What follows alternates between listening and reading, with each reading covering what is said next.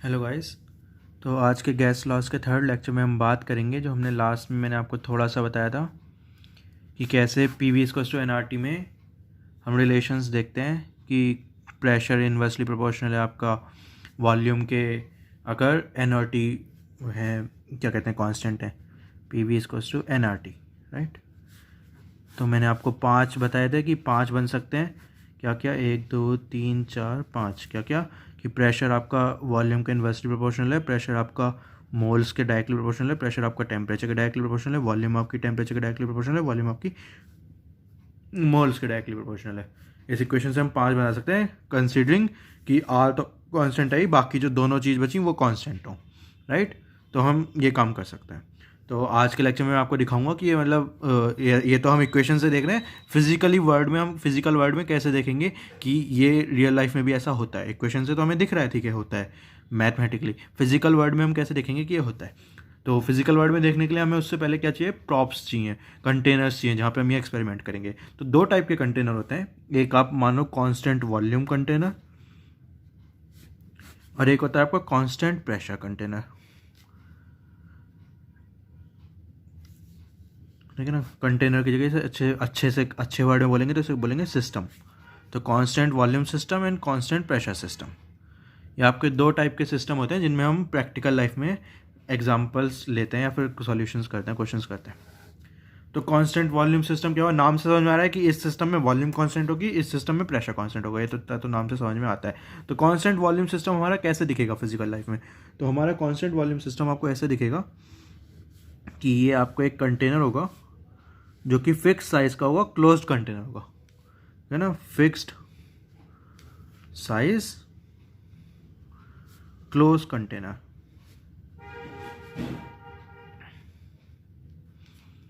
ठीक, इसमें आप लगा सकते हो, इधर प्रेशर गॉज लगा सकते हो, ये आपका प्रेशर मेज़र करने के लिए प्रेशर गॉज, और इधर ऐसे आप टेम्परेचर भी, अगर टेम्परेचर के लिए भी कुछ लगा सकते हो तो यहाँ पे आप ऐसे टेम्परेचर के लिए कुछ लगा सकते हो बेसिकली। तो आपका प्रेशर और टेम्परेचर मेजर भी हो सकता है इसमें। तो एक कांस्टेंट वॉल्यूम सिस्टम है। तो बेसिकली इंपॉर्टेंट क्या है, ये तो हमने जो प्रेशर गॉज और टेम्परेचर के लिए लगाया वो तो काम अलग की चीज़ें। इंपॉर्टेंट क्या है, एक बंद डिब्बा है, क्लोज कंटेनर है, राइट, क्लोज सिस्टम है। तो इसमें आपके मॉलिक्यूल्स ऑफ गैसेज होंगी, ये आपका कोई गैस है जिसके मॉलिक्यूल्स हैं, ये मूव कर रहे होंगे वगैरह वगैरह, ठीक है। तो ये क्योंकि क्लोज्ड वॉल्यूम सिस्टम है, क्लोज कंटेनर है, क्लोज सिस्टम है, तो इसकी जो वॉल्यूम होगी वो कांस्टेंट होगी। वॉल्यूम की डेफिनेशन थी कि गैसेस के लिए मूव करने के लिए अवेलेबल जितनी भी स्पेस होती है उन्हें वो वॉल्यूम कहलाती है गैस की। उन्हें जितनी भी अवेलेबल स्पेस होगी उनके मूव करने के लिए वो उसको ऑक्यूपाई कर लेंगे और वॉल्यूम ऑफ द गैस वो कहलाएगी। तो आप देख सकते हो अगर ये क्लोज कंटेनर है तो वॉल्यूम ऑफ द गैस कितनी होगी, कितनी, जहाँ पे कहाँ कहाँ पे वो मूव कर सकते होंगे, इस कंटेनर के अंदर ही मूव कर सकते हैं क्योंकि क्लोज्ड है। तो ये कांस्टेंट वॉल्यूम सिस्टम है, कॉमन सेंस है, ठीक है, बिल्कुल, मतलब लाइक सिंपल सी बात है। कांस्टेंट वॉल्यूम सिस्टम बंद डब्बा होता है एक तरीके से। कांस्टेंट प्रेशर सिस्टम थोड़ा इंटरेस्टिंग होता है, ऐसा आप थोड़ा और ध्यान से पढ़ सकते हो बेसिकली। तो एक कांस्टेंट प्रेशर सिस्टम का क्या सेटअप होता है? इसका सेटअप होता है आपके पास एक कंटेनर होता है बेसिकली, थोड़ा बड़ा कर लेते हैं इस कंटेनर के साइज को। इसमें एक क्या लगी होती है? पिस्टन होती है।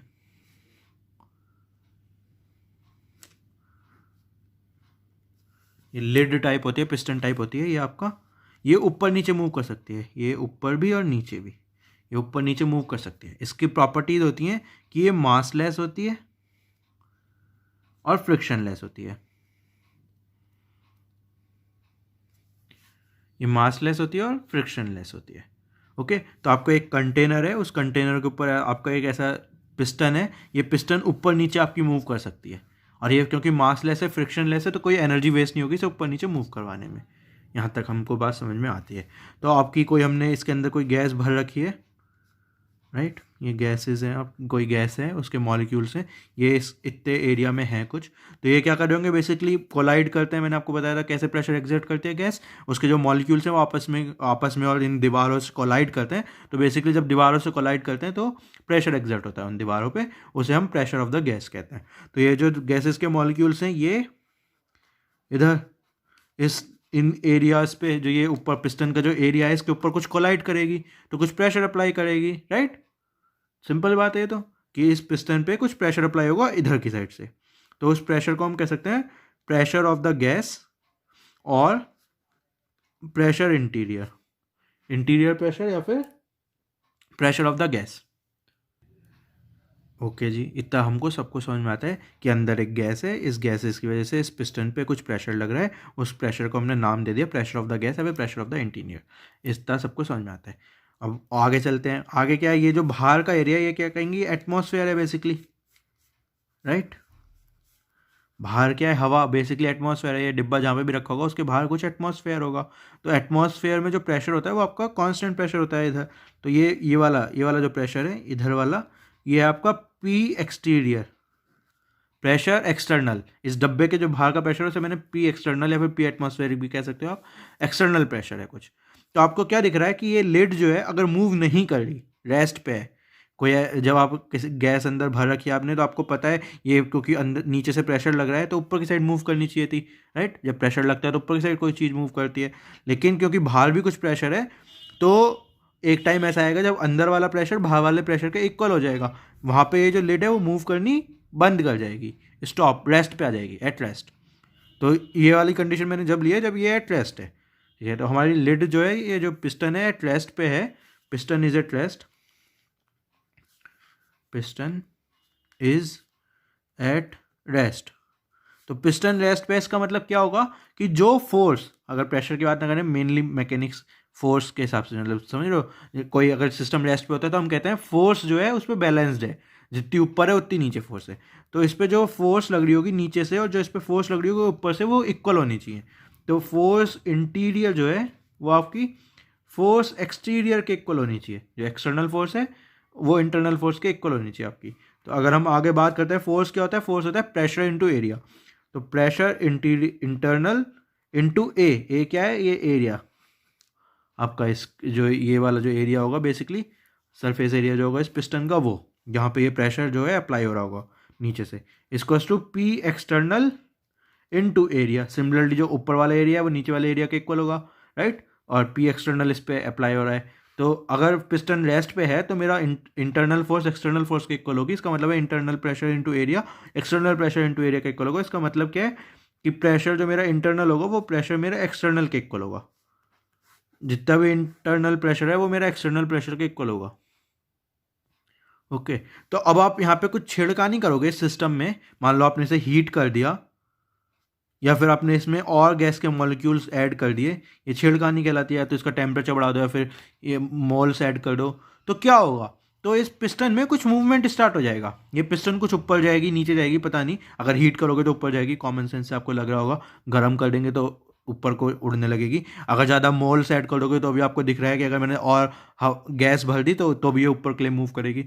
तो मैं इस सिस्टम को कांस्टेंट प्रेशर सिस्टम क्यों कहता हूँ, मैं इस सिस्टम को कांस्टेंट प्रेशर सिस्टम क्यों कहता हूँ, क्योंकि अंदर आपने कुछ भी चेंज किया उसकी वजह से आपका एक्सटर्नल प्रेशर तो कभी चेंज नहीं होगा, राइट। अंदर आप कुछ भी चेंज कर लो, आपका एक्सटर्नल प्रेशर जो कि एटमॉस्फेयर की वजह से है उसमें को तो कोई चेंज नहीं आएगा। मतलब आपका एक्सटर्नल प्रेशर एक तरीके से कांस्टेंट क्वांटिटी है।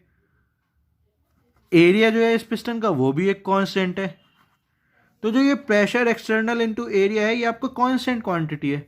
सिमिलरली ये भी कांस्टेंट क्वांटिटी है। तो आपको जो पी इंटीरियर है, इंटरनल है, वो कभी चेंज नहीं होने वाला। तो आप चाहे इसमें टेम्परेचर बढ़ाओ चाहे एन बढ़ाओ, तो ये प्रेशर जो ये पिस्टन है ऊपर नीचे तो हो जाएगी, लेकिन प्रेशर जो अंदर का है वो बाहर के हमेशा इक्वल रहेगा। एक कॉमन सेंस की भी बात है, आपको दिख ही रहा है कि बेसिकली जब हम टेम्परेचर बढ़ाते हैं तो प्रेशर बढ़ना चाहिए। अगर ये बंद डिब्बा होता, क्लोज कंटेनर होता, अगर ये पिस्टन मेरी यहाँ पे फिक्स्ड होती, जैसे मैं फिक्स कर देता हूँ अगर मैं इसे, तो अंदर अगर टेम्परेचर बढ़ाएंगे तो आपको दिख रहा है कॉलिजन और तेज तेज होने लगेगा, है ना, एनर्जी मिल जाएगी पार्टिकल्स को, कॉलिजन तेज तेज होने लगेगा। तो मेरा ये जो प्रेशर था वो बढ़ना चाहिए था कॉमन सेंस से, अगर ये बंद डिब्बा होता। लेकिन क्योंकि ये पिस्टन मूवेबल है, तो जैसे मैं प्रेशर बढ़ाऊंगा ये पिस्टन ऊपर की साइड चली जाएगी, तो वॉल्यूम तो बढ़ जाएगी लेकिन प्रेशर कांस्टेंट रहेगा। तो यहाँ पे वॉल्यूम चेंज हो सकती है, प्रेशर कांस्टेंट। ये ऐसा सिस्टम मैंने बनाया है, फिजिकली कंस्ट्रक्ट किया है, जहाँ पे मेरा प्रेशर हमेशा सेम रहे, क्योंकि ये मेरी पिस्टन है ये फ्रिक्शनलेस है, मासलेस है और ये मूव कर सकती है आराम से। तो ये मेरा कांस्टेंट वॉल्यूम सिस्टम था, ये मेरा कांस्टेंट प्रेशर सिस्टम था। तो इन दोनों सिस्टम की वजह से अब मैं ये जो ऊपर के 5 हैं ये आपको दिखाऊंगा कैसे वेरी करते हैं। तो अगर मैं सबसे पहले बात करता हूँ आपकी प्रेशर और टेम्परेचर की बात कर लेते हैं। तो प्रेशर है वो टेम्परेचर के साथ कैसे वेरी करता है। अगर मेरा एन एंड वी क्या है, कांस्टेंट है, एंड एन वी मेरा क्या है, कांस्टेंट है। अगर तो प्रेशर और टेम्परेचर कैसे वेरी करेंगे सिस्टम में हम ये देखेंगे। एन और वी कांस्टेंट है, वी कांस्टेंट है, कांस्टेंट वॉल्यूम सिस्टम है, तो बंद डब्बा है। ओके जी, प्रेशर और टेम्परेचर चेंज कर रहे हैं तो यहाँ पे हमारे कुछ मॉलिक्यूल्स ऑफ द गैस होंगे जो कि इस बंद डब्बे में आपस में कोलाइड कर लेंगे। अब मुझे प्रेशर और टेम्परेचर में इंटरेक्शन देखना है कि टेम्परेचर चेंज करूँगा तो प्रेशर मेरा कैसे चेंज होगा। तो अगर मैं इसे हीट अप करता हूँ, टेम्परेचर को क्या कर रहा हूँ मैं, इंक्रीज़ कर रहा हूँ, तो कॉमन सेंस से सोचो क्या होगा, टेम्परेचर को इंक्रीज़ कर रहा हूँ तो इन पार्टिकल्स में ज़्यादा एनर्जी आ जाएगी, तो ये ज़्यादा तेज़ी से मूव करने लगेंगे, तो ये कोलाइड और ज़्यादा करेंगे। तो मुझे यहाँ से दिख रहा है कि जब मैं टेम्परेचर को इंक्रीज़ करता हूँ इसकी वजह से मेरा क्या होता है, जो प्रेशर है वो इंक्रीज़ होगा, क्योंकि जो पार्टिकल्स हैं, जो मॉलिक्यूल्स हैं, ये दीवार पे जब कोलाइड करेंगे तो उनकी फ्रिक्वेंसी बढ़ जाएगी, ज़्यादा जल्दी जल्दी कोलाइड करेंगे, मतलब प्रेशर बढ़ जाएगा। तो टेम्परेचर बढ़ाने से प्रेशर बढ़ता है, ये समझ में आती है सबसे बेसिक चीज़ है कि टेम्परेचर बढ़ाओगे तो प्रेशर बढ़ेगा, राइट।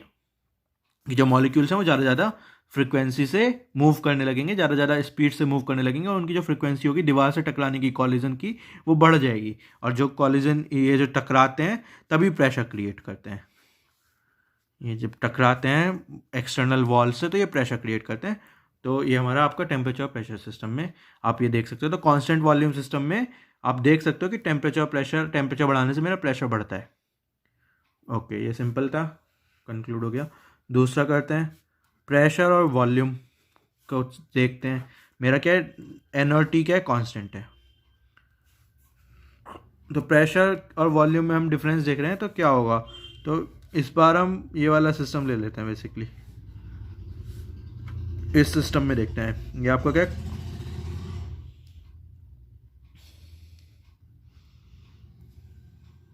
तो आपने ये सिस्टम बनाया, लेकिन क्योंकि हमें यहाँ पे क्या चेंज करना है, प्रेशर भी चेंज करनी है एंड वॉल्यूम भी चेंज करनी है, पी और वी दोनों चेंज करने हैं, तो ये सिर्फ यहीं पे नहीं छोड़ सकते, राइट, कुछ और भी चेंज करने पड़ेगा। तो मैं क्या कर रहा हूँ, ये जो इस टाइम जो मेरी पी एक्सटर्नल है इसमें फिजिकली चेंज कर रहा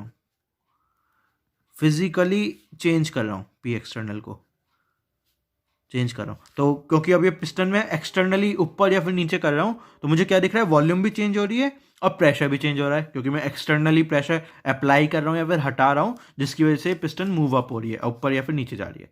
तो दो केस देखते हैं, सिंपल कि मैं पी एक्सटर्नल को पहले +10 कोई भी क्वांटिटी ले लेते हैं, कुछ पी एक्सटर्नल की क्वांटिटी है उसमें मैं 10 यूनिट्स उसको बढ़ा रहा हूँ, या फिर पी एक्सटर्नल को -10 कर रहा हूँ, ठीक। तो जो ये एक्सटर्नल प्रेशर है, या तो मैं इसे 10 यूनिट से बढ़ा रहा हूँ या फिर मैं इसे 10 यूनिट से कम कर रहा हूँ, तो क्या चेंज होगा, जब मैंने 10 यूनिट से इसे बढ़ाया तो मेरी क्या होगी, इंप्लाइज क्या होगा, पिस्टन गोज डाउन, राइट, ये सबको समझ में आता है। तो इसका इंप्लाइज क्या होगा, अगर ये पिस्टन नीचे जाएगा, ये पिस्टन अगर नीचे जाएगा तो जो ये वॉल्यूम है डिक्रीजेस, राइट।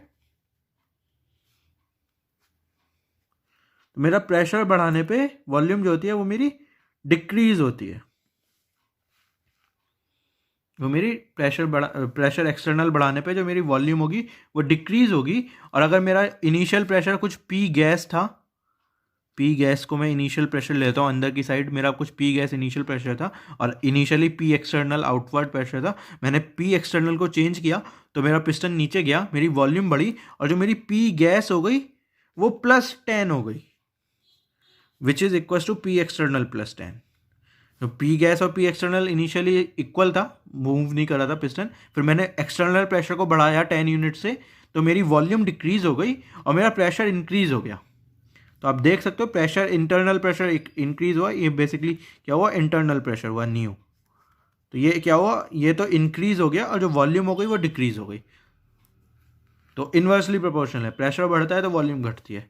सिमिलरली आपने पी एक्सटर्नल -10 किया तो आपकी जो पिस्टन है मूव्स अप करेगी, राइट, और आपकी जो वॉल्यूम है वो इंक्रीज करेगी। अगर ये पिस्टन ऊपर की साइड मूव करेगी तो आपकी जो नई वॉल्यूम आएगी वो क्या होगी, इंक्रीज होगी, वॉल्यूम इंक्रीज करेगी। और अगर मेरा इनिशियल प्रेशर पी गैस था तो जब आप इसे ऊपर की साइड ले जाओगे, पी एक्सटर्नल को -10 कर दोगे, कम प्रेशर लगाओगे, एक्सटर्नल प्रेशर कम कर दोगे, तो मेरा इंटरनल प्रेशर भी कम हो जाएगा, पी गैस -10 हो जाएगा, क्योंकि मेरा पी एक्सटर्नल -10 के इक्वल, और जो मेरा ये पी गैस -10 है क्या है, पी इंटरनल न्यू है basically, which is nothing but जो कि डिक्रीज हो गया है। तो वॉल्यूम इंक्रीज हो गई, इंटरनल प्रेशर गैस का प्रेशर होता है, एक्सटर्नल प्रेशर गैस का प्रेशर नहीं होता, राइट। जो इंटरनल प्रेशर होता है वो गैस का प्रेशर होता है। तो हमने क्या देखा, हमने देखा कि अगर मैं बाहर का प्रेशर बढ़ाता हूँ तो मेरी वॉल्यूम पे फ़र्क पड़ता है, मेरे इंटरनल प्रेशर पे भी फ़र्क पड़ता है, और इनका जो रेशियो है, अगर वॉल्यूम घटती है तो इंटरनल प्रेशर बढ़ता है, और अगर वॉल्यूम बढ़ती है तो इंटरनल प्रेशर घटता है। तो आपने प्रेशर और वॉल्यूम में कैसे चेंज आता है वो देख लिया, राइट। आपके 2 ये हो गए, 3 और रिलेशन बचे हैं, वो अब नेक्स्ट लेक्चर में करते हैं। Thank you.